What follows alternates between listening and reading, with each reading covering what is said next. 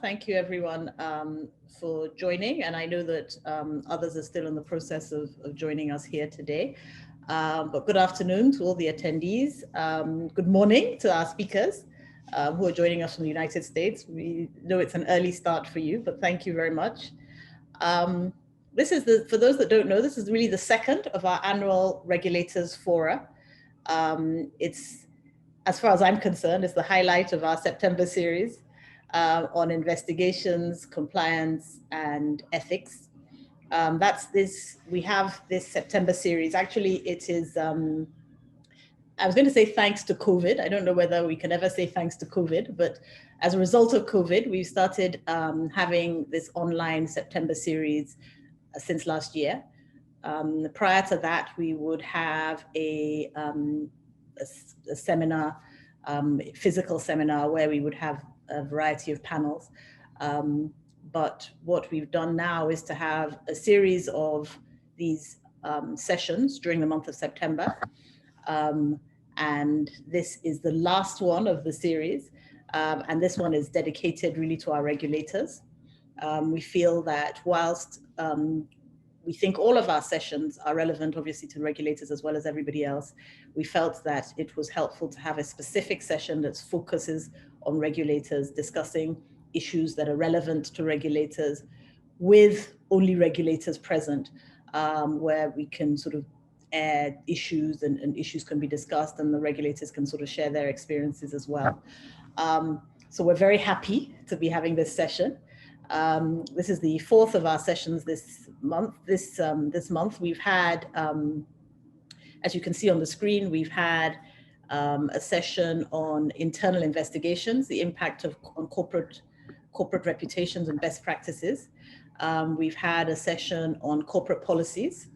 We know that many of the corporate policies that companies have in place have really been challenged and stretched during these sort of unprecedented times. So, you know, your work from home policy that looks good on paper and probably worked when you had one or two people working from home, but when you had the whole office working from home, raised completely different challenges. We also had just yesterday a session on ESG, an ESG session, which is also very interesting, where we covered quite a lot of the sorts of ESG issues, investments, the impact it has on investment. And also we had a very nice opening session where basically one of our panelists broke down what ESG is and just how, you know, far-reaching it can be. So we're very excited. As a firm, we have a compliance, investigations, and ethics team. Because it is such a broad subject, a broad area, we have many partners that operate within that practice group.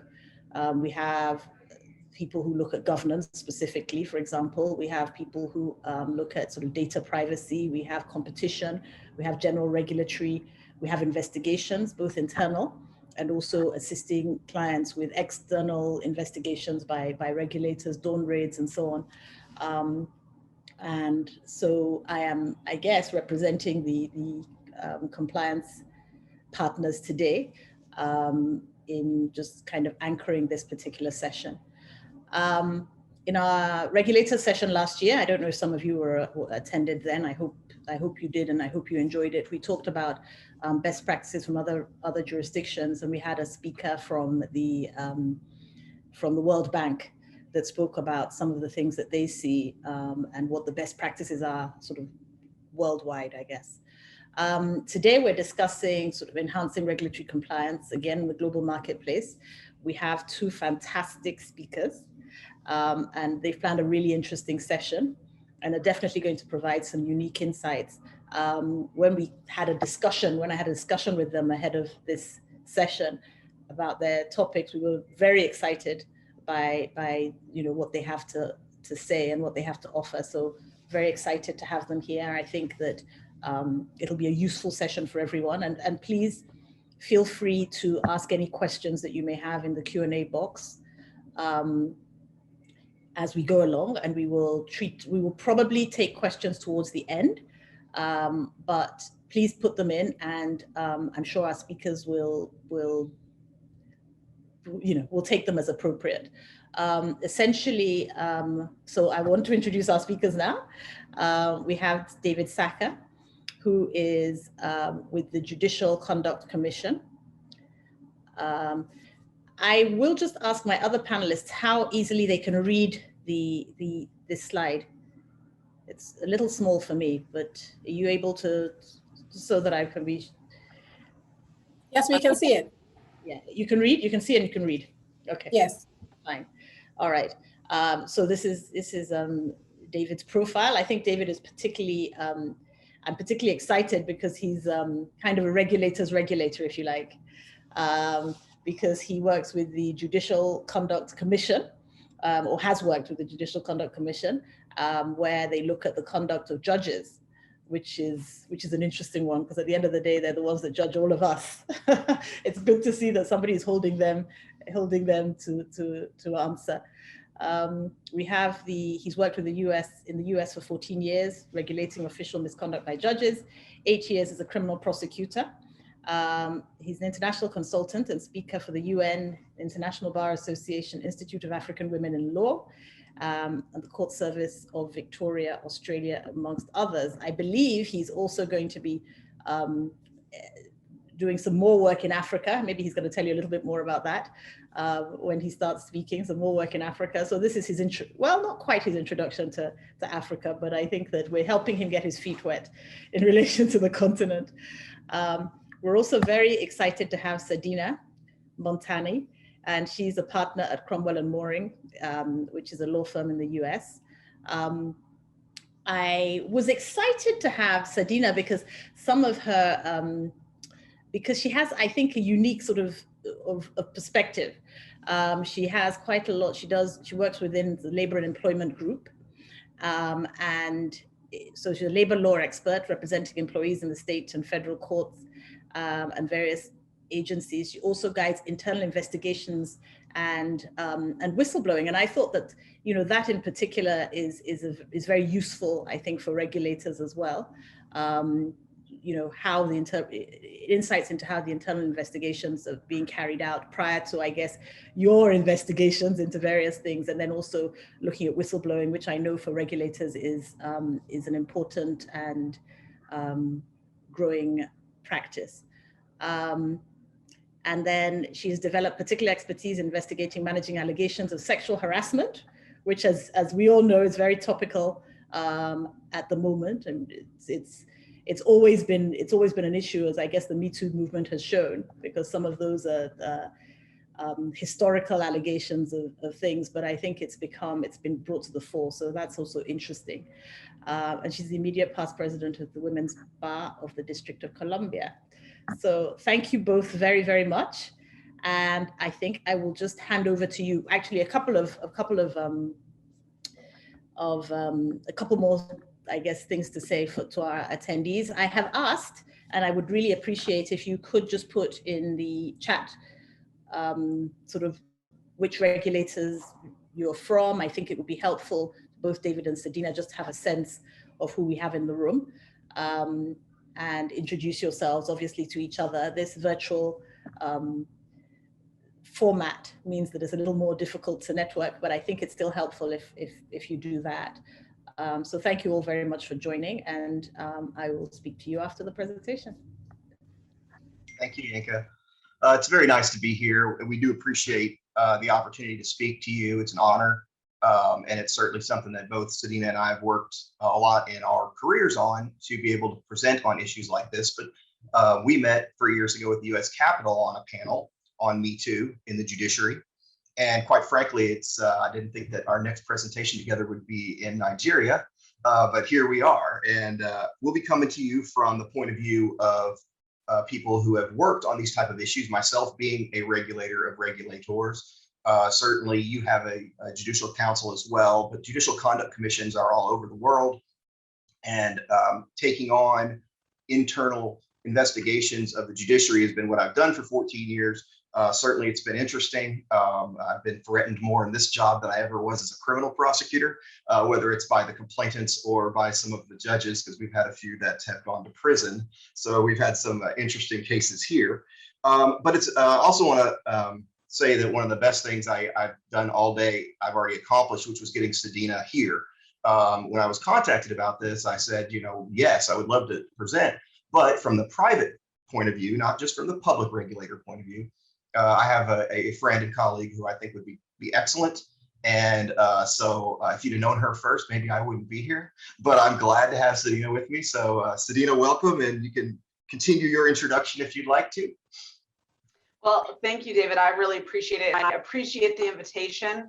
I'm really delighted to be here. And David's correct. The first time we spoke together was just about a mile from where I'm sitting now, down at the U.S. Capitol. And we did not expect this would be our next speaking engagement, but we have been working together to write materials for basically the entire time that we've since we met. We're excited to be able to share kind of the overlapping but unique experiences that we bring in this space when it comes to making more robust compliance programs, making more effective, and what the different perspectives look like from the private and the public sector. And so with that, I think we should just dive right in, David.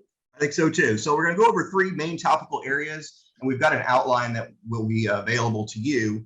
And we're going to start with accelerating regulatory compliance. Like, how do we get judges in the public sector? How do we get the corporation? How do we get the law firm to buy into, we're going to have a regulation, we're going to have policies, and not be the same old, where people are just like, well, this is not going to work. It's not going to be effective, or it's going to be unfair. So I think that's kind of where we're going to start. A regulatory scheme obviously must be standardized. Those who are regulated should know what to expect. And Sedina's going to kick in on this part, but we'll play off of each other. And if there's questions, we'll go through that as well. So Sedina. Excellent, great. We will start by thinking about, like David said, there are big topics that we're thinking about here in terms of compliance. And I think if we go to the next slide, you'll just see a little bit of an overview of the approach that we intend to take. We're going to talk about regulatory and compliance. We're going to talk about building confidence in the investigative process, and then how you take those pieces and really build towards a culture of compliance. As Yinka said when we started, we are certainly happy to have all of your questions. We may pause between these 3 big topics to field questions. If we have time at the end, we'll obviously offer some practical tips as well as some case studies. I know David and I both have very interesting war stories to tell, but also ones that offer really valuable lessons. So happy to get that if we have time. If we could look just very quickly at the next slide. So we see here what we're going to talk about in terms of regulatory compliance. And we'll leave this up for just a moment. I think we'll pull the slides down so that you can see David and I speaking and you're not just staring at text the entire time. But an important part that we wanted to start with is really level setting in terms of why compliance is important and what the goals of a good compliance program should look like. I would offer that the goal of a really strong and robust compliance program should not be punishment, right? It should be to identify, to stop risky conduct, whether it is interpersonal relationships in the workplace, whether it is financial misconduct, whether it is violations of any other regulations that could fall under a larger umbrella of whistleblowing activity. The goal really is to stop the behavior before it becomes a headline, before it becomes criminal, before there is potential significant civil liability. And you really want to set up a structure that ensures that everyone feels empowered before something rises to a level, let's say level 8 out of 10 urgency, or that level of problematic. You want to make sure there is a structure for individuals to come forward before that point, right? And this is one I'm previewing a little bit because this is why the culture piece, establishing a culture of compliance, is so important. But we just wanted to set by level setting there that really the goal should be not handing out punishment so much as it is to make sure you set up a structure that identifies problems early on. Yeah, and I think it's important too that we don't stay with old rules and old procedures that have just been there before. And I know that's hard to do, especially in public settings. People come through those government offices and you've got a policy and procedure manual that hasn't been updated in 20 years. You know, I would go to police departments and help them, and they would still have things in there about their VHS recordings. And I don't know if y'all know the difference or how that works here, but VHS recordings are no longer used in the US. So they've got these policies on things we don't even do. So I think we need to be open to looking to how can we improve this and make it work today. And you know, you can, whether you can have someone be a task force or set someone up to look at new rules. I think that's real important. I know there's a proverb that says tradition is just peer pressure from dead people, and we love our traditions and our culture. But when it comes to the law, and when it comes to things that are growing and changing, as we've seen with the Me Too movement, as we've seen with electronic social media, then I think we need to always be willing to look. Now, you don't have to invent it yourself. We're going to say that many times today. We've provided some samples. We've provided some examples, like the Walmart, their ethical code, the world's largest retailer. Why reinvent it? If that stuff works for you, use it, adjust it to you. Codes of conduct for whether it's judges or others, they're all around the world, they're available. There's standardized ones. We'll point that stuff out as we go through. One of the first things we talked about was clarity. I teach law school as well, and this is one of my mantras, is I would rather have a jury tell me they didn't like me and didn't agree with me than to say they didn't understand. So clarity, accuracy, and if possible, brevity are three of the best things when you're trying to regulate or whatever in the law. Make it clear. Make it accurate, and if possible, make it brief, because you know we get tired of reading large paragraphs to figure out what you're trying to tell me. And it sounds simple, but particularly in the law, we get into long-winded explanations, and I think it's important that we, you know, consider when we can I just say this clearly? Don't take gifts from vendors, right? That is one thing like Walmart has. It's a simple rule. It's clear. You know what it means, and it means exactly what it means. In Walmart, they don't accept a pen from a vendor. Just, I don't accept anything from a vendor. That's the rule. It's clear. And I think that's important for people, because otherwise, if you don't know or can't understand what the rules are, how could you expect people to follow it, or regulators to understand what their parameters are when we come in and try to hold them accountable?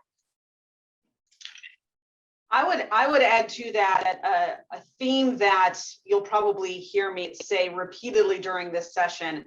And if you take one thing from it, it's that an organization and regulators cannot fix what they do not know about.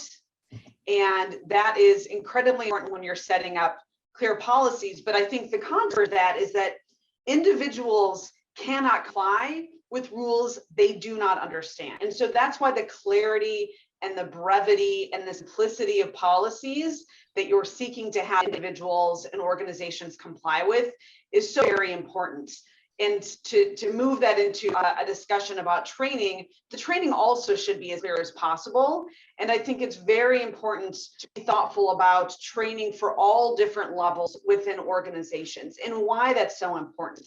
I'll offer that in the United States, there is an expectation that if a manager in an organization has knowledge of misconduct, whether it's financial misconduct, whether it's workplace harassment, any kind of policy violations or violations of the law, then the organization legally is determined to be on notice. And so it is critical that there is specific training for managers to identify how to spot problems, how they can raise them to the appropriate individuals within an organization, what to do when they observe harassment, for example, how they can deal with conflicts in real time and disrupt disrespectful and potentially harassing behavior. And we will talk a little bit about this later in the session when we're looking at how to build confidence in the investigative process. But I would also offer that the trainings that organizations should be requiring, and that regulators should be encouraging and strongly encouraging, right, should focus not just on what behaviors are acceptable and unacceptable, what the policies and the expectations and the rules are, but also what the process is by which potential misconduct, when it's reported internally, whether there's a whistleblower complaint that's pulled in an agency, understanding what the internal process looks like. Another theme that we'll talk about today is the idea of transparency.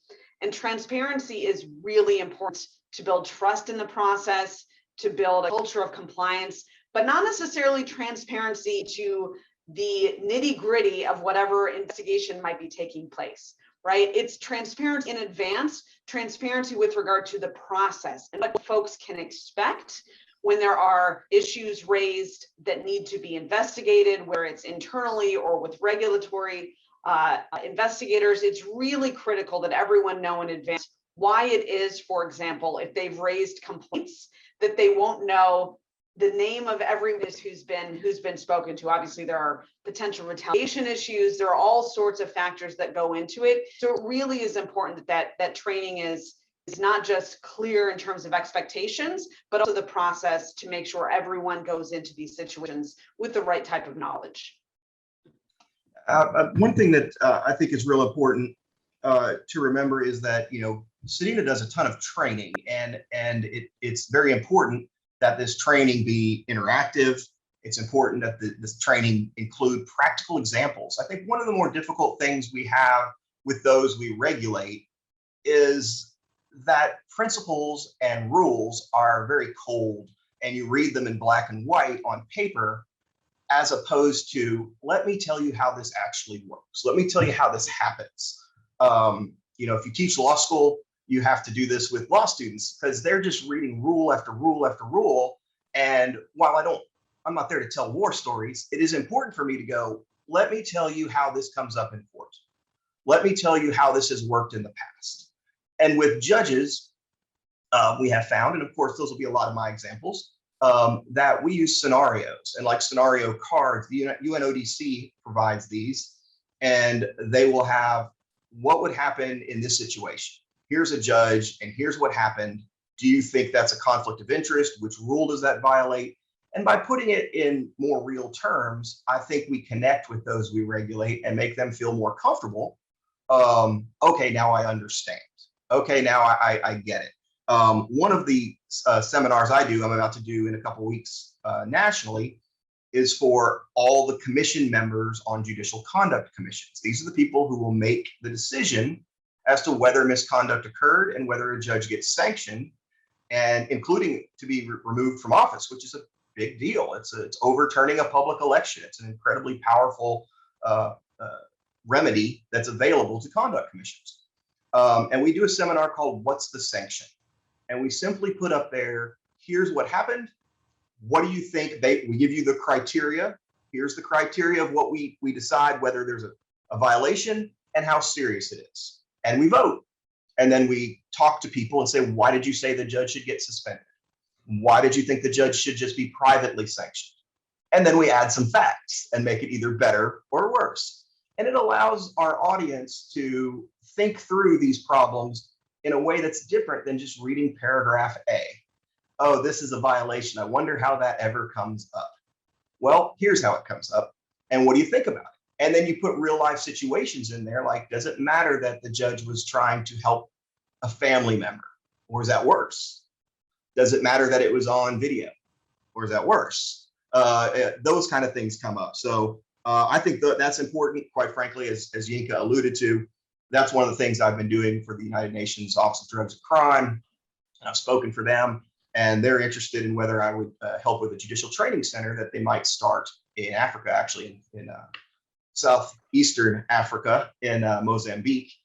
So I'll be involved some way, shape, or form in going down there, hopefully training or working or setting up a new judicial training center there.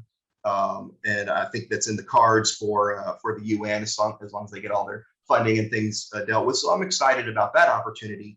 But I think Cindy and I both know how important it is for judges to be trained. I think also we need to train on remember who your audience is. So I see some of you from the electric regulatory. That's different than the judiciary. And you're going to have different settings. You're going to have people in much different settings than you would in chambers. In chambers, for a judge, it's what we call a culture of silence, right? You've got this job as a young clerk, and you're of course, you're looking up to the judge. No one really talks about what happens in chambers. That's great for confidentiality in the law. It's bad when it comes to, I think there's misconduct, and what do I do? Because we've got this culture of silence. So those are things that I think are really important for us. I think I've put a few of those in the references. I'm working on, I'm about to load up the outline for you, just so you can follow along if you'd like to. It's just going to be a snap photos of it I just took, but I'll put it on there because apparently it wasn't loading. But that way you can look at it. You won't be able to access the things at the end, the links, but you'll see them, and we'll make sure you get them through Yinka. So to add on that, David, and to dovetail into the point on relevance, I think both when it comes to establishing a regulatory compliance program, putting together those clear and concise rules and guidelines that we talked about, doing the same in training, it is important to be really cognizant of the environment in which those who are being asked to comply with these structures are operating. And whether it is in those policies or in the training, it really is important not just to roll out of course, there are best practices, right? There are best practices for anti-harassment policies. There are best practices for gift giving, for reporting financial misconduct, all of those things. And we absolutely are not suggesting, as David said, that you reinvent the wheel. At the same time, there does need to be context and nuance that I think will ensure that these best practices really fit into the structures, the environments, the culture of the work environment that is being regulated. And I think it's incredibly important. I also think that in my experience, and I'm really viewing this now from the angle of dealing with issues of sexual harassment, it is important and very delicate to move forward in regulatory discussions, whether it's new policies, recirculating policies, delivering new or updated training in the harassment space to not necessarily disclose past issues, but not ignore the fact that there may be people in the work environment that are familiar with them. So for example, when working with clients and they've had a significant and well-known sexual harassment issue in the workplace, and obviously people talk, and that is universal. It is really important going into those training sessions, understanding, of course, that I will not be saying, I'm here because we all know what happened between Mary and Joe, and we're trying to make sure that never happens again. Of course, that would be a step too far. At the same time, I think there are ways that these programs, when they are being emphasized again after a workplace incident, again, whether it's harassment or financial conduct, that nods to the fact that of course the organization understands that that there have been past issues, and that's part of the reason why it's important to re-emphasize the policies and protocols that are in place. So relevance, being mindful of the culture, being mindful of the work environment, making sure that you aren't just delivering or expecting organizations to deliver very generic materials, policy, or trainings. Yeah, and so Sadina, I'll ask you a question. This is why Sadina will never present with me again, because I throw things at her like this. Do you think it's important that we recognize, just straight up recognize, let's say I work for a construction company and it's mainly men, and now we hired a 21-year-old female and she's going out to a construction site. Do we need to identify the unique situation that could come up there just because the culture? We've seen things in America, including one of the few reverse discrimination cases I know of was Jenny Craig, which is a female, generally oriented weight loss program company where a couple men were there, and it was way majority female, and they went into a culture where they were not comfortable. Do we address those things and go, we don't have a lot of minority employees, we don't have a lot of female employees? Is that something we just straight up address, or do we just do it generically? So I think there's a middle ground there. And let me also just say, I'm happy to take the pop flies and to improvise. So that is not going to deter us from speaking together, David.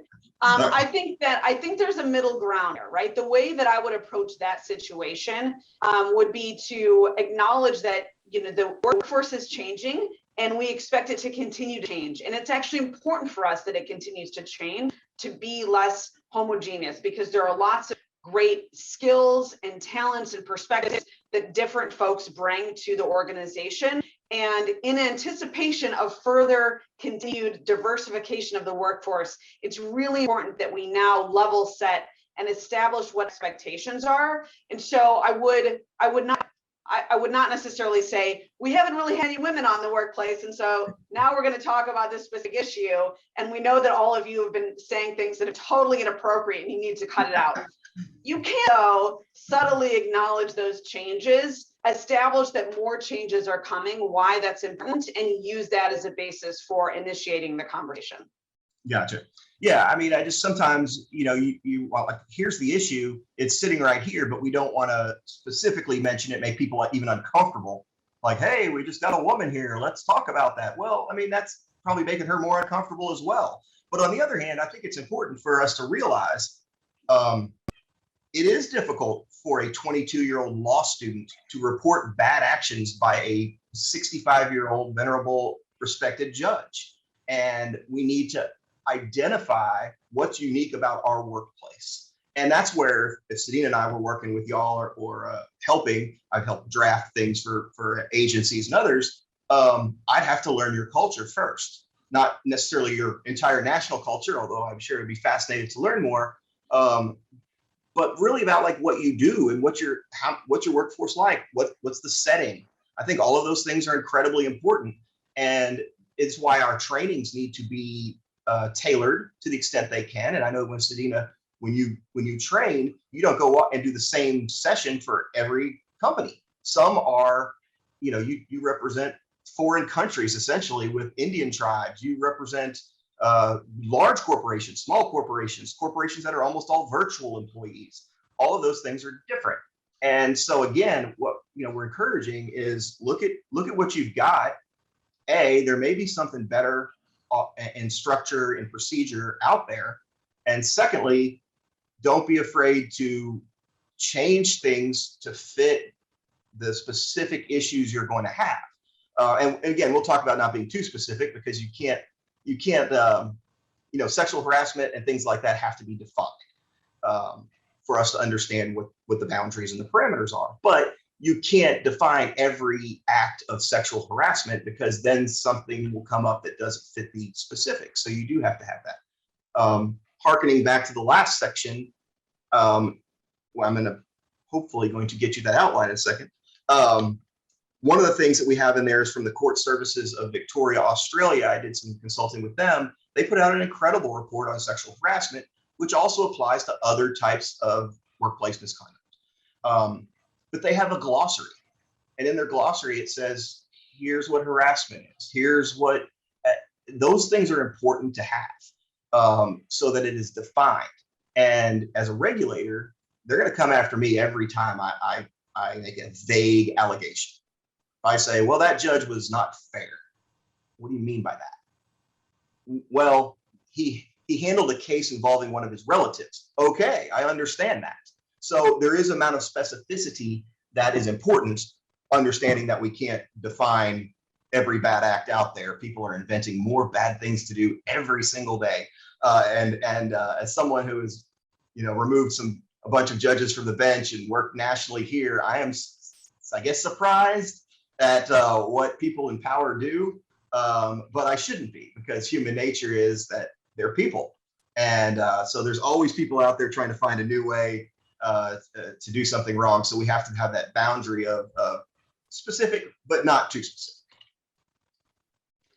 So a point I would make about the issues around consistency, and it really harkens to what you were saying about the glossary, David.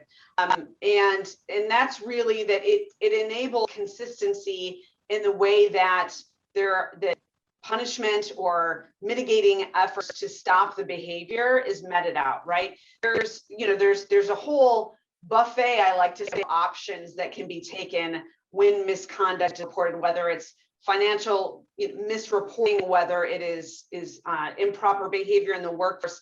Ideally, because as I said before, what you want is for individuals to feel empowered to speak up early in the process when things can be managed. There may be situations where there is misconduct, but it does not warrant termination, right? And you want to be able to make sure that the punishment that is meted out is done so consistently, and having some parameters. The glossary that David mentioned is a great example around the different types of harassment really does make it easier for you to ensure that there is consistency in the way that the policies are enforced. And this also relates to what David was describing earlier around significant power imbalances, right? So if you have an organization where lower level, let's say judicial clerks who are engaged in sexual harassment lose their clerkship, and they then have a hard time finding a job afterwards, but the judges who might also be engaged in sexual harassment are not being punished at all or at a much milder level, that is going to only increase the culture of misconduct and the culture of fear, and stifle and chill employees or individuals who are in the courthouse or interacting with various regulators from actually speaking. So it could have really the adverse impact. And this goes actually to the question prompt that we have at the bottom of the slide here, is really to make sure that we have a bit of an existential conversation about what zero tolerance policies are. It's a topic that I think is very interesting. I've written about, I'm happy to circulate that article. But I think that there's this notion that the initial reaction might be, well, of course, having a zero tolerance policy is the gold standard. That's what you want to have. But in practice, when you have a zero tolerance policy that's not clear, that's not trained on appropriately, it's easy for individuals and those in power to think that means every instance of misconduct leads to termination because there is zero tolerance for it. That's actually not what it should mean in practice. And the US EEOC, the Equal Employment Opportunity Commission here in the States, has actually offered that and provided guidance saying that the zero tolerance policies have the opposite impact that you think they should. Because look, at base, what people want when they identify misconduct, when they're treated poorly in their workplace, they want the behavior to stop, right?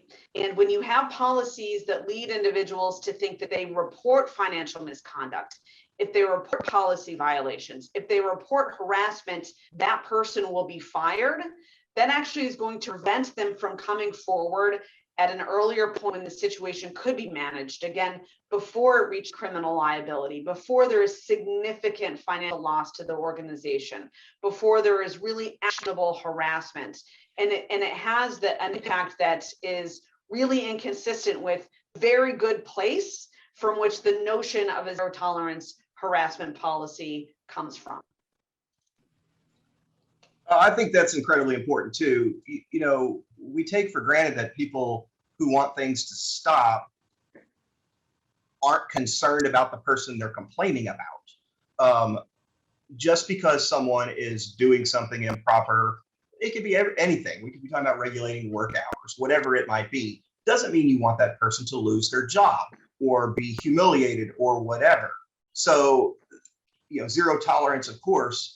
Yes, judges are not supposed to commit, you know, any type of misconduct. However, we're not required under our code to sanction a judge every single time. You know, this is very true in America with our driving regulations. Sometimes you get pulled over for speeding and you get a warning. Sometimes you get a ticket. Sometimes it's worse than that and you get in trouble. However, I think it's really important that that is clear to people, because you do have a lot of, and sexual harassment, I think, is a good way to put it. You have a lot of women that would prefer not to have stupid comments being made in the workplace. It's not it's not horrifying them. It's not sending them to counseling, but they're improper. They don't want it. They also want to know that they're not going to be seen as the person who got a popular person fired over something that just needed to be corrected. So there's definitely some heart and soul into our regulation. There needs to be the human side of it. And but on the other side, I do think that zero tolerance is a good thing to present when it comes to, no, if you violate these rules, we're going to do something about it. And I think that's important to remember too, because look, we take 300 complaints a year about judges. Guess where they come from? Prisoners, people who didn't like the results because they lost. So there's a lot of them that are unfounded. That's not judicial misconduct or judicial ethics. You just lost a lawsuit and you're upset. Or, even some people that are a little bit crazy and dangerous, they complain. So, oh, you don't do anything about judges. That's the complaint you get. Well, when you do have things that come in the door that are newsworthy, noteworthy, then is what really matters, that the public sees that you do the job, whether it results in a sanction or not. And we can talk later about this, Sadina, about like, how do we make sure that people know there's a result, whether they're not going to know everything about it, because we're not here to repeat the error. We're not here to tell everybody, oh, by the way, here's all the comments that he made. Here's all what his colleagues said about him, frankly. That's not good either. But they do need to know that something resulted. So recently, one of our cases, and Sadina and I, she kind of followed along, was a case where I had a judge who continually bullied female public defenders. And these would be our people who are appointed by the government to represent people in criminal cases, particularly where they don't have enough money to defend themselves.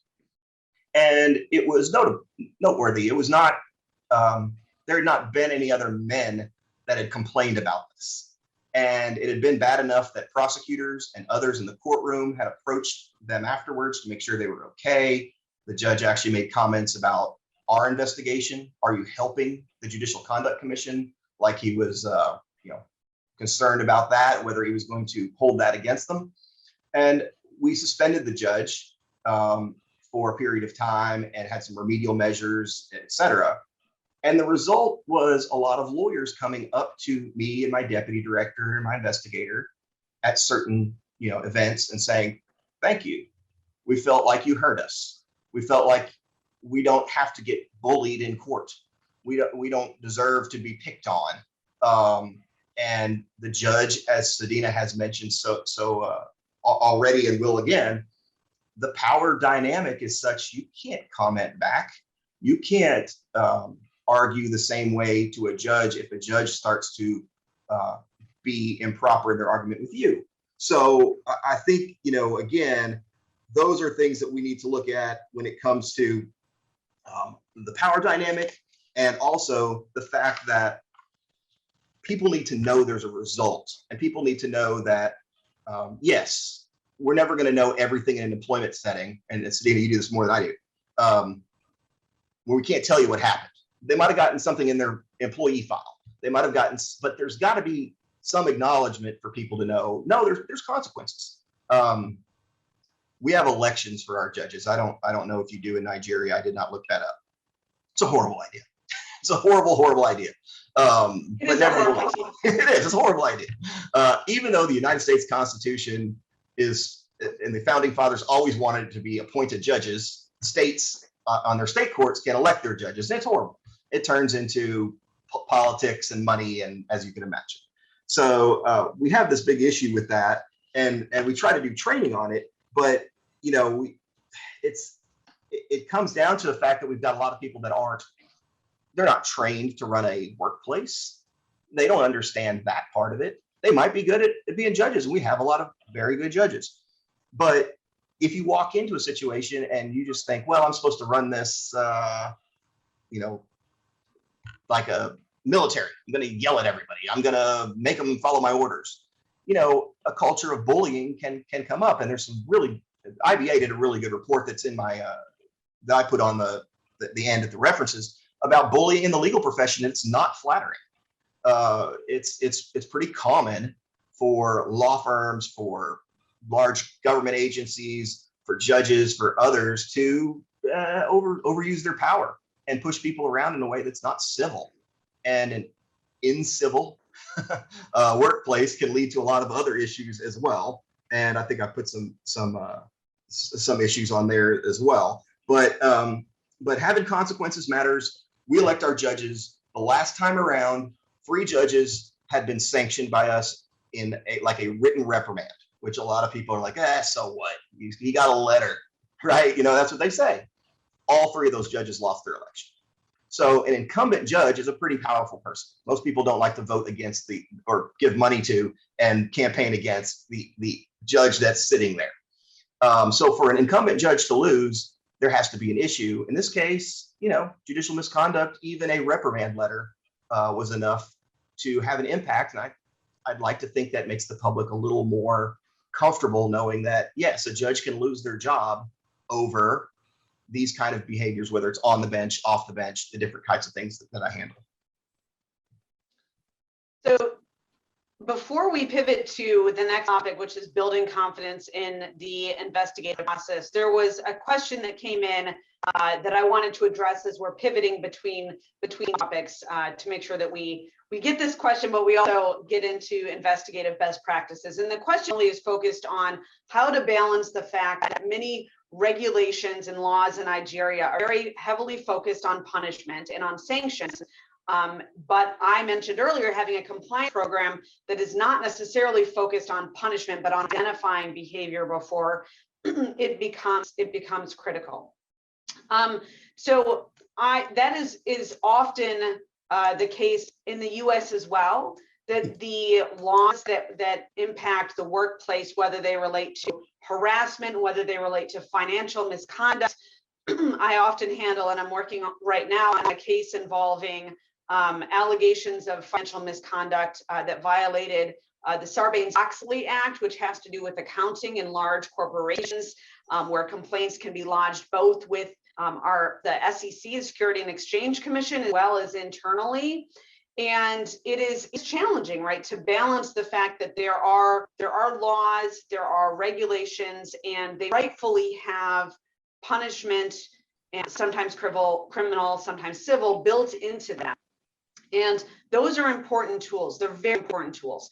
When you're thinking about how to establish within a workplace how to enforce those very punishment-focused regulation and laws, I would offer that the way to approach it within a workforce is to say, here are legal expectations for these violations, and should violations of these laws take place, that is very serious, and punishment will be meted out. But what I offer is that within the workplace, you want to say, our expectations as an organization, as a government organization or as a private organization, is that we hold our employees and professionals to a higher standard than the law, which means if it is, for example, unlawful to engage in this level of sexual harassment, I'll simplify it by using numbers.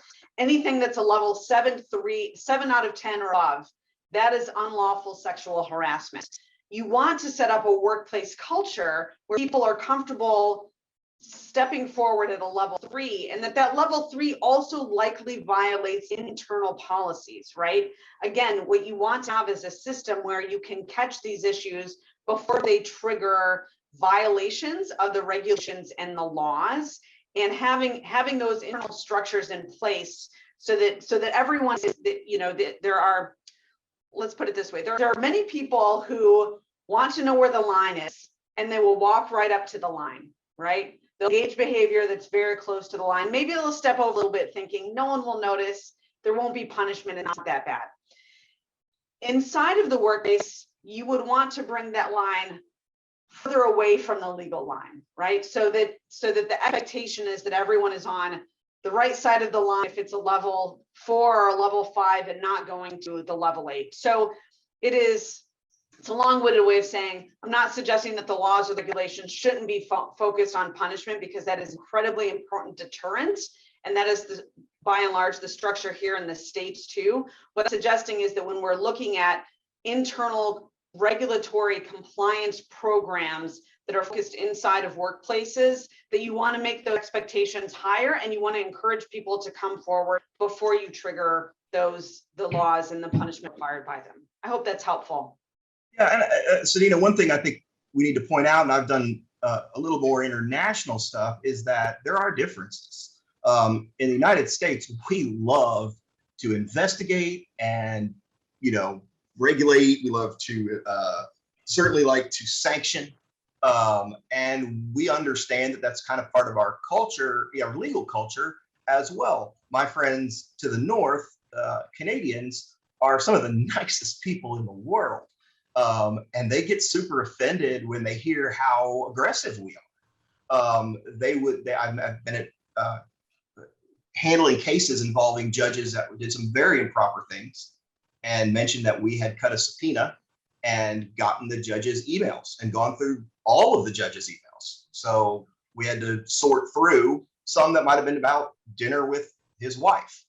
The Canadians were like, no way would we be allowed to do that. That's just, we would have to present it all to a judge who would then have to go through and make sure privacy was more protected. So depending upon where you are, yes, I know Nigeria, your system is based a lot of parallels to the United States and also with the British and things like that. So it's probably going to be more similar. A lot of your regulatory agencies have the same names of ours, and I know that there's some similar structure. But you do have to know that there are certain parts of regulation that have to be tailored to the culture where they apply. That you can't come in there with a bulldozer if it's a China shop, and you can't come in there, with a feather duster if it's a giant construction site, right? We've got to be appropriate for what we're trying to accomplish, and what we're trying to accomplish is compliance, and that's what we're talking about. I always tell people this: my job is not to remove judges from office and get headlines. I've had my headlines. I've had my big cases. My job is to make the judiciary better, to protect independent decision making. We are not going to interfere with judges because we don't like their opinion, as long as it was based on the law. So I train judges. I talk to judges. I give advice to judges in a way that a lot of my colleagues around the United States do not. They separate themselves. I'm the regulator. I'm not going to talk to them. I see it a different way. My job is not to catch them when they do something wrong and punish them. My job is to make the judiciary as a whole better. And maybe a young judge who had just gotten on the bench, and maybe I trained him on something and they were like, you know what? I remember that, and it kept me out of trouble. I remember that when you talked about how family members are going to reach out to me, and I got to be careful about that. And they remember that they could talk to me. And we've had a lot of judges call me and my deputy director and ask, hey, before I do this, is this okay? I don't know about you, but as a regulator, I'd much rather have that than have to do an 18-month investigation after the fact because they didn't ask. So that's a style that can come up. And of course, it could be different. Hey, Sedina, one thing we'd written down here was that Harvard Business Review article that you gave me. And then I took to Seoul, South Korea, and gave to the IBA, and they loved it. And I think that's important to mention what that article says, because I think it's good for all of us to realize this as we're regulating people and looking for diversity, that it's not just important, socially. And so you might want to touch on that a little bit before we go forward. I will. And the Harvard Business Review and Harvard Business School, I've no affiliation with them, but I have shared this article far and wide over the years, and I think it's incredibly important. And I will just mention, I think we have a link to it in the materials before we move on to talking about confidence in the investigative process. And the underlying findings of this study were that there is, first of all, a correlation between toxic individuals. We are not talking about harassment. We're talking about general bullying. We're talking about flouting rules and regulations. We are talking about just folks who are really, really toxic in the workplace. There's a correlation between toxicity and high performers. So you often have individuals who are high organizations, who may be judges, who may be part of law firms, obviously myself excluded, but you would have folks who are pretty high up in their organizations who are also very toxic. And the study looked at the financial impact of hiring or continuing to work with those toxic individuals. And they found that there was a significant financial savings, even when the toxic individual, in particular when the toxic individual is a high performer, they're bringing in a lot of business, they're very high profile, that organizations saved money, businesses saved money when they fired those people, even if their work came up left with them, because there is so much cost associated with turnover. There's cost associated with the internal investigations that David shared we love to do here in the state. There's all of, and the costs actually didn't include legal judgments. They just included the internal kind of softer costs associated with having someone who is toxic in the workplace. And I think that's important because it emphasizes why there are good financial reasons to also take issues of toxicity and bullying very, very seriously in the workplace, because they really are a gateway into other more serious violations of regulations and laws, financial misconduct and mistreatment of other employees, which can lead to to legal liability as well. So important, if you needed another reason to take these things seriously, there are actually dollars and cents associated with it. And as we move into talking about building confidence in the investigation process, that's certainly the notion of power dynamics, the notion of toxic individuals who have power. This plays into the need to really be critical about building confidence in the investigative process, because if you don't have a structure that everyone understands is thoughtful, is robust, is consistently utilized when concerns are raised, when whistleblowers raise concerns internally or externally, and that will further chill individuals' willingness to speak forward and raise concerns. Of course, can be dangerous for organizations, for triggering the legal and regulatory penalties that we were speaking about earlier. So here on this slide, we have just an initial note about, again, to focus on the idea of transparency with regard to process and making sure that everyone understands going into the process what the expectations are, so it does not seem like a black box, right? Where information goes in, no one knows what happens, and no one knows if it's ended, no one knows what's going to happen. Instead, there should be clear communication in advance about what those issues are. I think that having to start briefly with reporting mechanisms is, I will share that in the States, as I mentioned before, managers at any level in an organization are deemed to be the organization for purposes of having knowledge about misconduct. Again, financial misconduct, harassment, all of those types of things. It's important to have robust reporting mechanisms, hotlines, anonymous hotlines, clear chains of command for receiving complaints. But it's also important to make sure that all of the individuals in an organization who are tasked with potentially receiving the complaints understand what their obligations are as well. Obviously, choosing the right investigator is very important. I had a situation many years ago where the head of an organization conducted the investigation into her general counsel, who was her right hand, and they had worked together for 20 years. She came into the investigation assuming that the allegations against him were not accurate.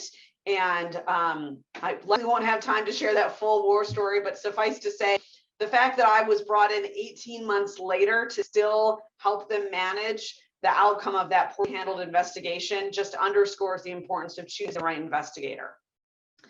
And communicating to everyone that the investigator will be chosen based on the circumstances to ensure impartiality.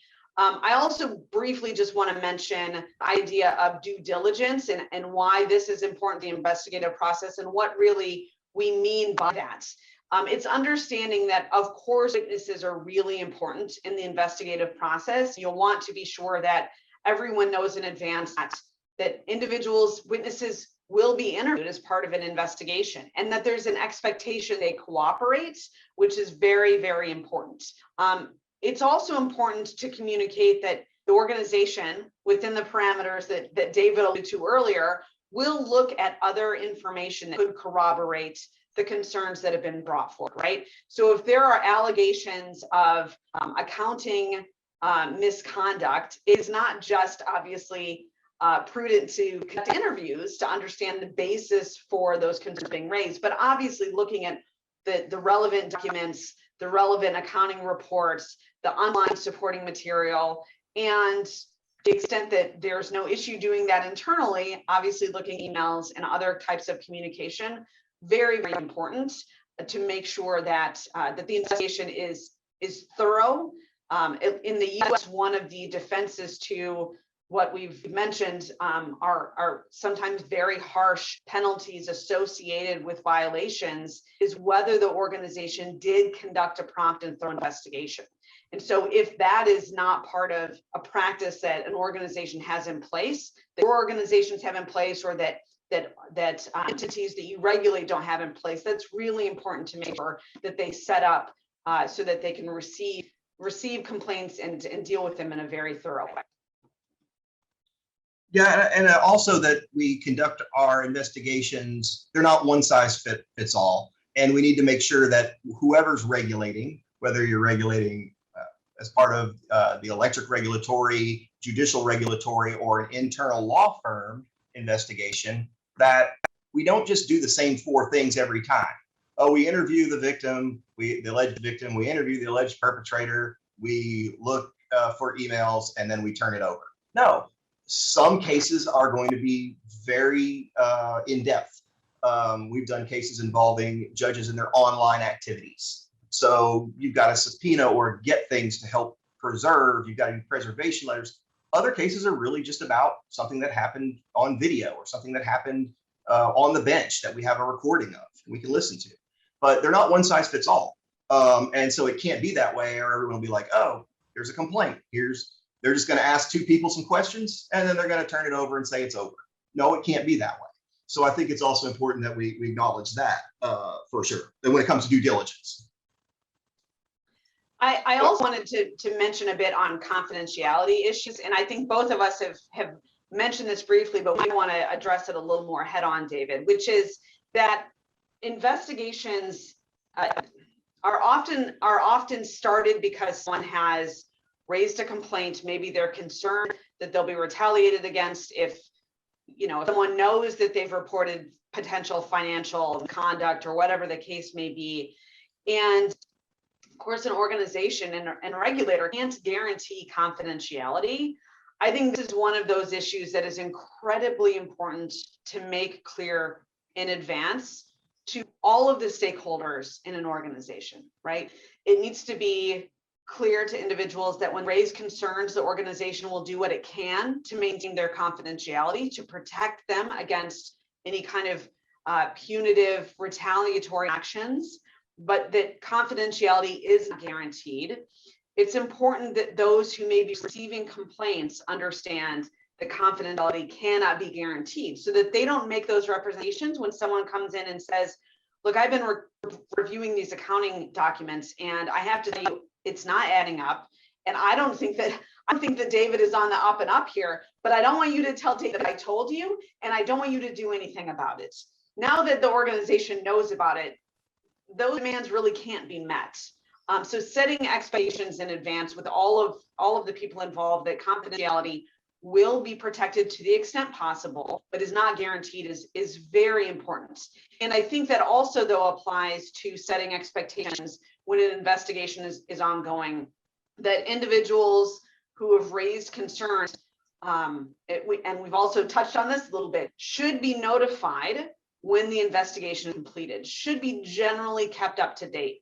After they typically would be the first parties that you would interview in an investigation.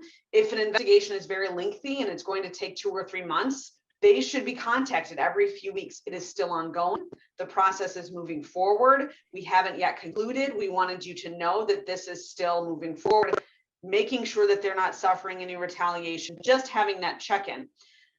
I've had this happen many times, demand to know, well, who were you speaking to? Whose emails have you read? What documents have you looked at? the confidentiality obligations in investigation as a best practice don't just apply to protecting the person or people who have raised concerns internally. It also should apply to those who are cooperating, which means that information may not be shared with the complainant. They don't really, again, this is where we're talking about transparency of process, but not the individual nuts and bolts of an investigation. Making clear that they don't get to know who is interviewed, because you also don't want to have them speak to their colleagues who they know are going to be interviewed in 2 days and saying, don't you remember that this happened? Let me show you this email. Let me tell you this, and feel that kind of peer pressure from folks who may be in different vantage points in the investigation. So it can be very, very challenging. And even when everyone who might be involved, all of the stakeholders understand confidentiality issues, it's still challenging.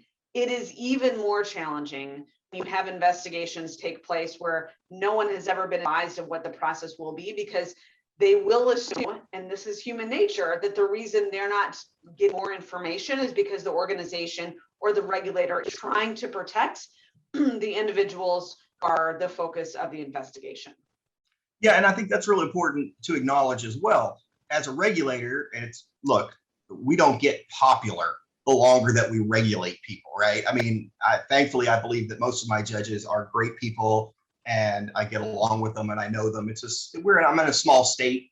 There's probably 300 to 400 judges, all within a 3 to 4 hour drive of the central Arkansas area, which is Little Rock. So I know them all, but you don't get more popular because they have to answer your questions and they have to answer complaints. And why do I have to answer this? Well, that's what I'm here for.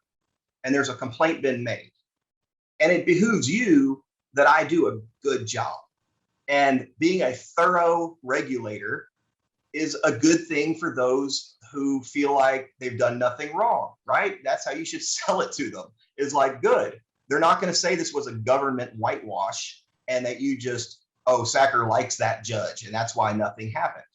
No, we required that judge to turn over a transcript. We had people interviewed. We sent, and sometimes in our press releases, even if nothing, so to speak, happened, we will put in the press release all the things we did as part of our investigation. Not in detail, but say we spent 25 hours interviewing Supreme Court justices. We spent, we looked through 50,000 pages of checks in one of my investigations. We hired a clerk just to read written checks and all that, because I want people to know if that judge is cleared, so to speak, they want to be able to say, look, they really looked at me. They really looked at this. They didn't just answer, check a box and talk to a witness. So I think that's important as well.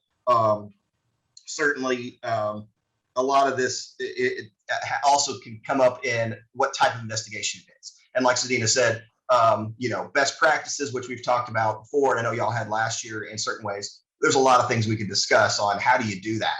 How do you, in a case where we had a judge who got removed and we argued it all the way to the U.S. Supreme Court, we served all of his staff at the same time in open court with subpoenas, so they all knew we're all going to have to go in there and talk. And it made it a little easier on them and everybody else to go, well, I'm not going to lie. I'm not going to try to cover. Everyone's going in, or simultaneous interviews, trying to get them all at the same time if you can. But if Nigeria is anything like America, when it comes to public regulatory agencies, we don't have a lot of leftover money. They don't get. I've got a 6-person staff for doing a job that the $1 billion Department of Justice hasn't done necessarily down here in a couple of our cases.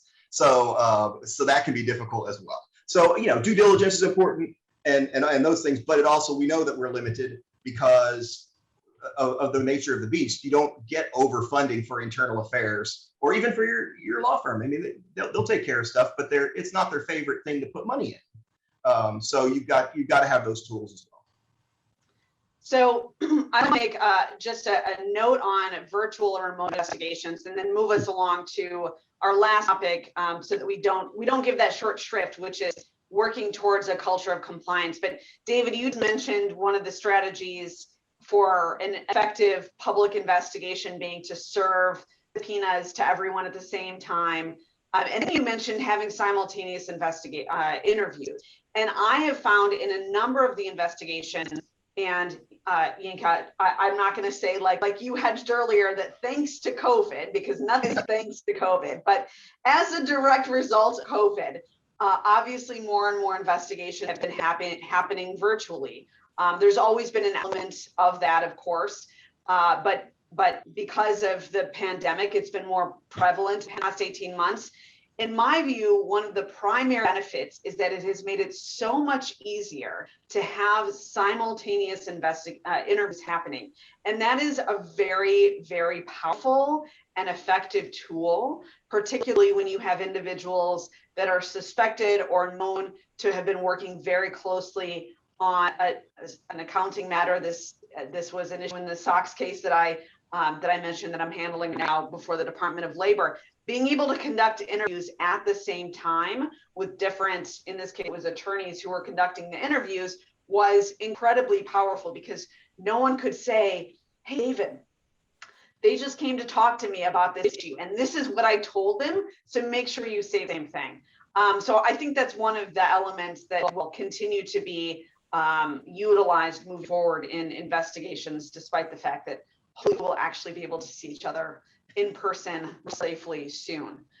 Christine, I see that you have turned your video on. Did you want to add anything before we get to our last topic of cultures of compliance? Yes. So there is one question that has come in directly to me. So I thought that I would raise it for discussion at this point. It's in relation to the importance of publishing findings at the end of an investigation. You know, how important is it for a regulator to publish their findings and explain the thought process that went into the investigation? I think that this question is important because both the regulators and the regulators need to understand that, look, if parties are clear on what the rules are, and if there's a clear culture of transparency, then that would be very helpful to the market. So if you could just touch on this point before we move forward, that would be great. Thank you. Well, we publish. Oh, go ahead, David. I was going to say, I'll let you handle it. So I don't know how it happens in the big firms, but in the public sector, we do have whatever the final action is public. Now, the final action might be, we looked at it, we didn't find anything, it's dismissed. But at least people know that. So even the judge can hold that up and go, they looked at me, it's over. So it's not just hanging over your head of like, is he still under investigation? Are they still looking at that? And so that's important. And then if it comes down to a agreed sanction, then we have a little bit of editorial control, and so does the judge, to go, I will admit to A and B, but I don't want that allegation on C in there. So we will release what we agreed to. And that comes out as well.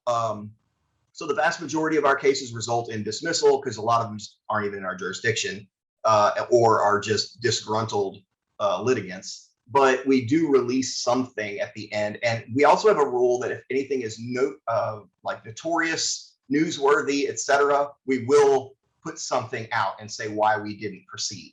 We've had complaints against our entire Supreme Court in the last couple of years, obviously made the news. Supreme Court justices being charged with misconduct. So we had to do a little more explanation to the public without repeating the error and going into some of the confidential details. So I think that is important.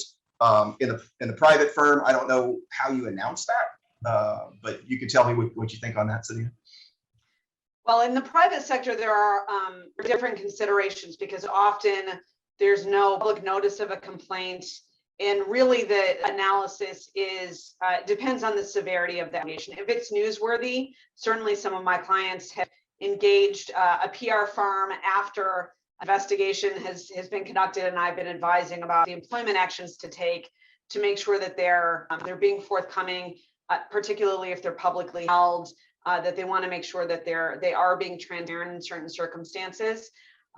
Obviously, if there's no finding, then repeating the error, to use your phrase, and saying there were these unfounded allegations against this individual, repeating them publicly could be damaging to that individual. There actually are legal risks associated with doing that too. public, and then there's kind of lowercase p public, right, which is internal to an organization.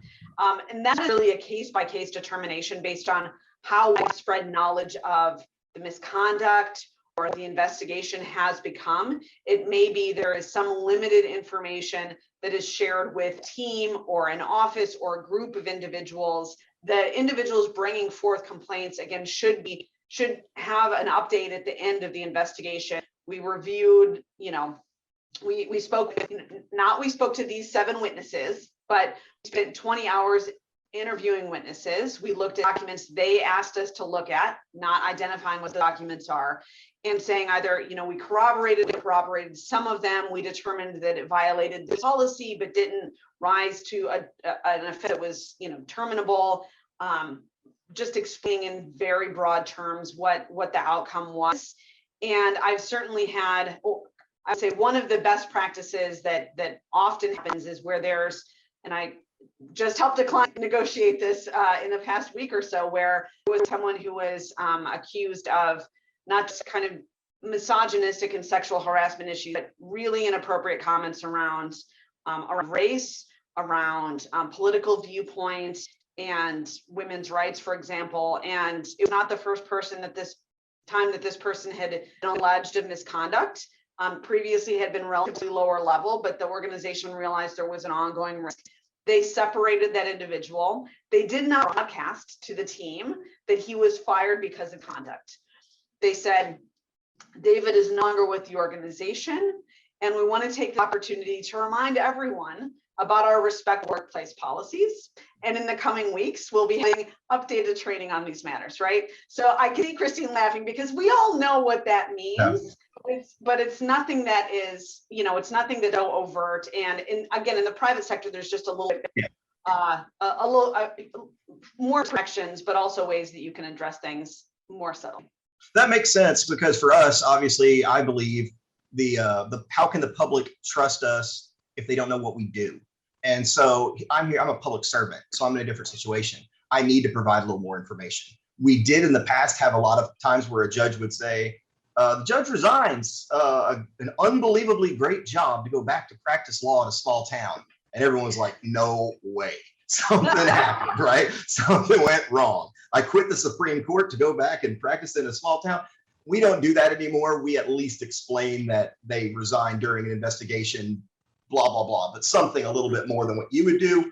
At the same time, we're not going to throw out there any allegations that were unproven. We don't want legal ramifications there either. The result, the remedy is what we're after. We're not after the headline. We're not after the scalp on the walls, we like to say, but we're after having an opportunity to correct the behavior and to let the other people know that behavior will be corrected. So, Sadina, on collaborating towards compliance culture, this is the real crux of the issue. How do we get people to buy in? Now, some of the stuff we've talked about already, it makes sense, right? You want to have written rules that people understand. You want to train them. You want to give them the opportunity. These are all things that help people buy in and go, okay, we can all do this and it really matters. So what else can we do when it comes to Section 4? Well, I would say if you take one thing from this topic, and maybe one thing from the presentation, it's that having real engagement and buy-in from leadership is incredibly important.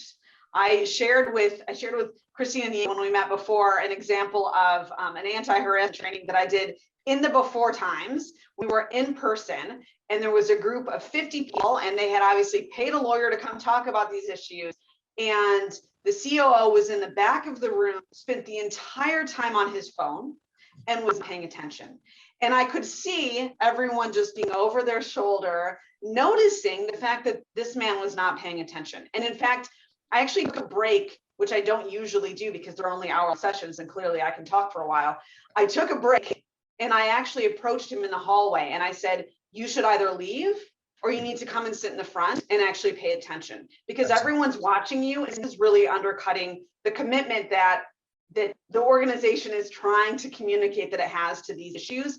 everyone notices, right? So whether it is trainings, whether it's the discussions that you have around diversity and other sensitivity trainings that are so popular right now, having leadership commitment sends such a strong message. Obviously, the culture needs to come from all of the organization. You need to have managers invested. You need to have everyone feel comfortable that they can speak up when there are issues that could trigger regulatory or compliance issues. But if that standard is not being set from the top of the organization, it's just not going to happen whatsoever. So that's the single most important thing I could offer. One thing that I love is just how assertive you are, Sadina, without being aggressive. And I mean that, and how important it is. It would not be good for me to send out a memo to all the judges in Arkansas and say, by the way, I hear some of y'all aren't doing the right thing and I'm out to get you. I'm looking for a chance to, that's aggressive. There's no reason for that. As opposed to, hey, these are the rules.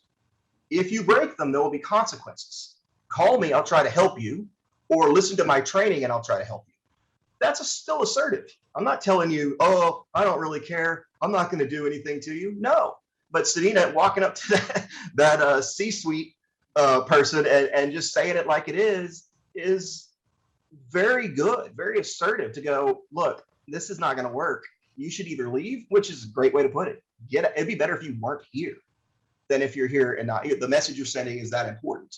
And it's hard. You've got older people who don't understand things, and you're talking about social media, and they may not even do social media. I understand that. But it starts at the top. It starts with me and my agency. And Sadina knows this. She has helped me for the last several years work on how to be an active ally for gender rights and gender equality. Of course, I always believed that. But what can I do more proactively? How can I speak about it? How can I write about it? That's important because I am the director. And the judges are regulated. The whole state are regulated by me. And it matters. And it matters that I say things like, all things being even, I'm going to hire a minority or a female. I'm going to try to diversify my agency. I'm going to always be on a panel with female speakers and co-panelists, which, Sadina is obviously incredibly qualified. It wouldn't matter her gender or not, but I think it's important that people see that Sadina and I present together. And it's not just a bunch, and especially in America, a bunch of old white guys. And we've had that for too long. And again, I'm from flyover country, the kind of part of America where you just fly over. So we have different issues here as well. And so we're trying to work on those issues as well. But I think, Sadina, you talked about managers as well. I think it's important to point out some of those things about how the top really has to buy in first. So those are the people I guess you have to engage when you're bringing up a new system. That's absolutely right. And if they're not those who are writing the policies or improving the policies, I still think it's incredibly important for them to understand what those policies are. Obviously, I often, and particularly after there has been an issue of workplace harassment that is known within at least some parts of an organization. Again, everyone talks. That's just the nature of these issues, right? It is my strong preference that the message that comes out that says, the organization takes these issues seriously. We're recirculating here our respectful workplace policies, our open door policies, our anti-retaliation policies, information about how to report concerns. I would strongly prefer it not come from the director of HR, who is often a contact, or even the chief HR officer, and often a contact of mine. I would prefer that come from an executive. And preferably, if the issue was related to gender, I'd like it to come from a man. If it was related to race, I'd like to come from someone from a different race. If it's related to sexual orientation, you see what I'm saying? There's an important messaging to consider there, and getting that buy-in and having them understand, even through that exercise, can be very powerful to get commitment. Christine, I see that you've come off mute. Are there questions or issues as we're running out of time that you want to make sure we cover? Yes, there is. So, I know we've talked about how to deal with issues of confidentiality within an organization, but I don't think we've quite touched on issues of confidentiality as between the regulator and the regulated.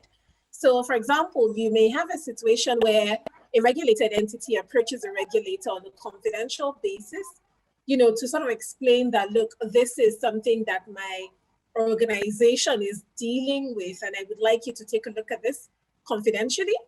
So you know, how should a regulator manage that sort of situation? And that's directly tied into another question which we received, which deals with the situation where a regulated entity calls a regulator informally and asks a question, and then that regulated entity subsequently repeats that discussion, you know. So it's just sort of trying to find a good balance between regulators and the various entities that they regulate in terms of the confidentiality of the conversations that are going on from time to time between the two. Do you have any thoughts on this? I mean, as far as, yes, there are some issues there with trying to preserve what's going on. We kind of handle it like based on our federal grand jury system. So people will come in and talk to me or talk to us or our investigator, and we tell them, we can't talk about this and we prefer you don't. I can't necessarily prevent them from speaking, although we have a patently unconstitutional rule that I still can't get rid of in my rules that I do not even try to enforce because it's just not constitutional. So we try to do it that way, and then we tell that protects the witnesses. So in that section, the judge only knows there's an investigation. Respond, we'll get some information from you. He or she does not necessarily know everything everybody has said. So that keeps that a little less wildfire spreading of people talking and things going out there. At the same time, we don't tell judges just because a complaint has been filed, you must now get off that case. And if that's what you're talking about, how do you tell the regulated, no, I don't have the authority, nor am I telling you, stop hearing this case because one person thinks you're unfair. You have to continue to do your job, and I encourage you to do it fairly. If you believe you do need to get off the case, then make that decision on your own. So it is a difficulty, and I'm sure in other types of regulation that I'm not even familiar with, if you're talking about, you know, safety regulations and things like that, there has to be a protocol for, like, so we have to shut everything down just because there's a beginning complaint. What do we do? You know, we have rules in America in our rules of evidence, and you may as well, that we don't punish people for subsequent remedial measures. So we've complained about something, and then afterwards you start to fix it. We're not going to use that against you later on. We want you to fix it. So those are things that I think kind of apply, but it's definitely an issue. You've got to have, in the state of Alabama, if charges are filed against a judge, the judge is suspended from the bench during the pendency of the hearing. Wow, that's a big deal. So just being accused of something at the small standard of probable cause kicks you off the bench, which for what could be a year to year and a half of investigation, that's pretty serious. I don't agree with that. I think before we do pre-deprivation, the regulated need to still be able to do their jobs and defend themselves. So that is a very, very good point. I don't know how that would come up for you, Sadina.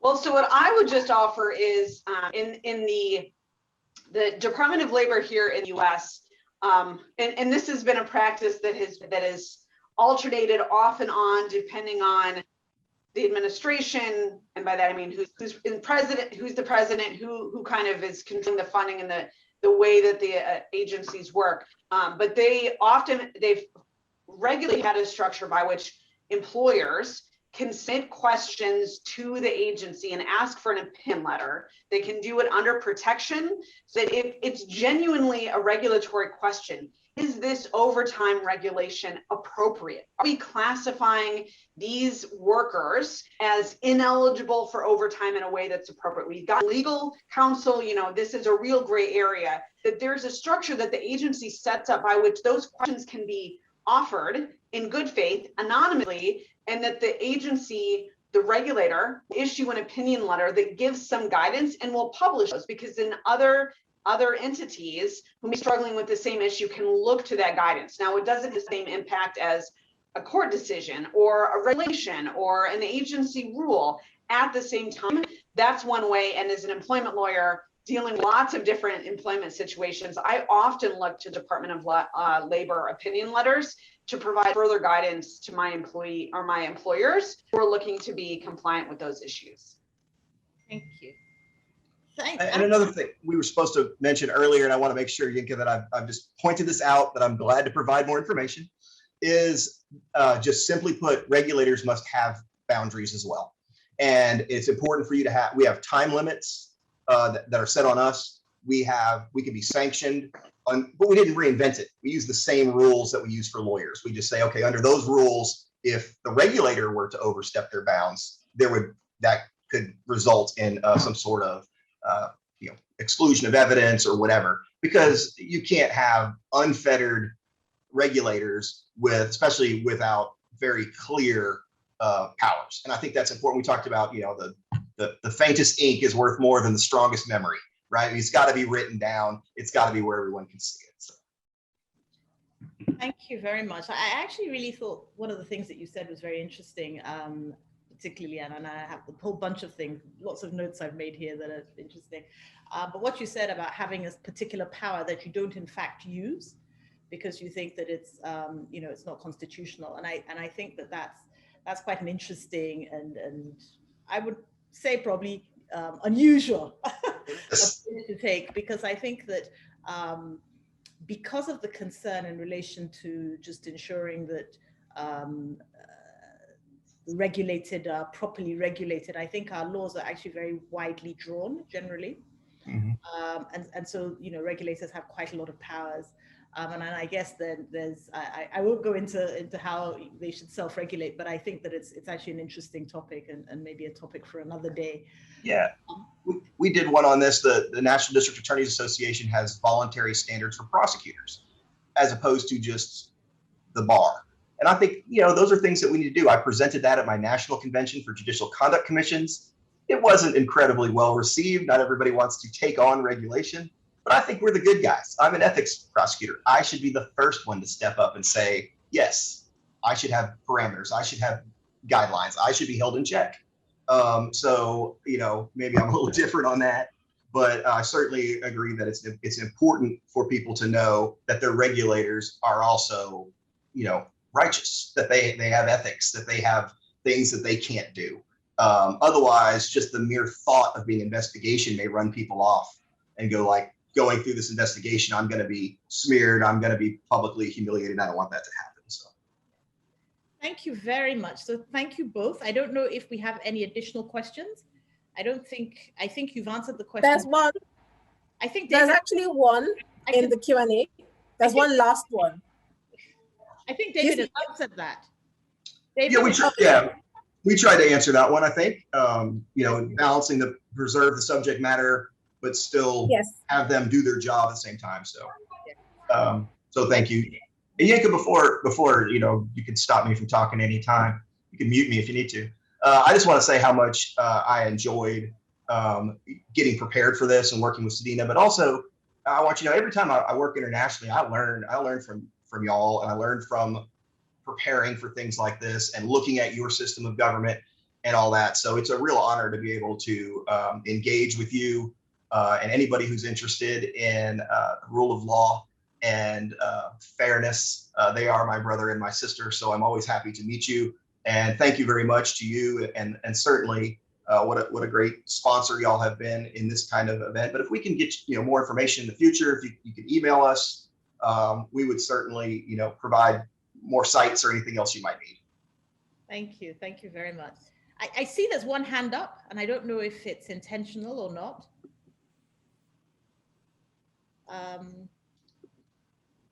If you do intend to have your hand up, can you please put a note in the Q&A or in the chat? Okay, I think the hand is down. So just to say thank you very much. I'm just going to pick on sort of one or two of the things that I thought were particularly useful. I think the confidentiality point was very helpful and good to draw out. I certainly don't think it's news to any of the regulators, but I think it's good to draw out some of these issues. The zero tolerance thing I thought was particularly interesting because we all think that zero tolerance is is always a good thing. But the fact that, you know, if you have that zero, if you say that, you know, we have zero tolerance to a particular activity, then it actually doesn't encourage the regulated entities to come to you with a problem in that area, you know, to see whether there's a way they can fix it. They know that they're probably going to be banned, penalized, etc., even if it is a fairly minor infraction. So I thought that was actually also something very interesting, and I hope that the regulators found that useful. Funding is always a topic for regulators. It's good to know that it's not only restricted to Nigeria, and that also there's a necessary tension there between, you know, raising money really from the people that you regulate. You, I suspect it's probably not quite the same for you, but Similar. It's quite similar. a lot of our regulators, that's a big issue. Yeah. And so that's a difficulty. The simultaneous interviews I thought was also very, very interesting. We're going through a lot of sort of dawn raids and various investigations now, and it's interesting looking at sort of the patterns and the way that different regulators carry those out. So basically, I think those were some of my points. We really appreciate all that you have shared with us, David and Sadina. Really appreciate it. You've given us a great insight. Thank you very much for taking time to do this. I hope that it's been helpful to the regulators. So the regulators, just to let you know that I'm not sure David was ever able to put up the notes. We will certainly be sending it to all of you. Thank you very much for joining. If you have any additional questions, any additional issues that you want to discuss, please reach out. If we can't answer them directly, then maybe we can put you in touch with David or Sadina. Thank you very much for joining. And I hope that you will join us again next year.